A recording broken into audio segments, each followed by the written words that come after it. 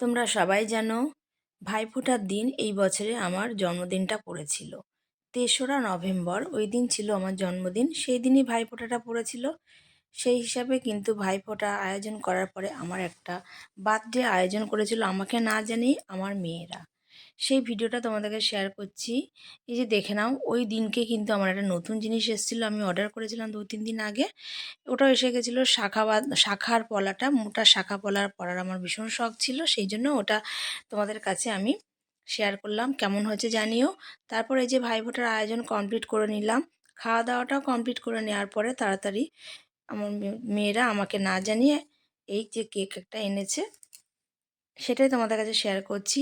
এখানে আমার গপু রয়েছে, তাকে নিয়ে একটু ছবি তুলে নিলাম। এই যে কুর্তিটা তোমাদেরকে দেখাচ্ছি, এটা আমার ছোট ভাই ভাইফোঁটায় দিয়েছে। মেয়েরা বলল, মা এই কুর্তিটাই তুমি পরে নাও, পরে নিয়ে তুমি কেকটা কাটো। সেই হিসাবে এই জামাটা আমি পরে নিয়েছিলাম, সেদিনকেই আমার ছোট ভাই আমাকে গিফট করেছিল ভাইফোঁটাতে। দেখে নাও, এই যে পরে নিয়ে আমার মেয়েরা আমার সাথে সেলিব্রেশনটা করলো সবাইকে নিয়ে বাড়ির। কেমন লেগেছে অবশ্যই জানিও।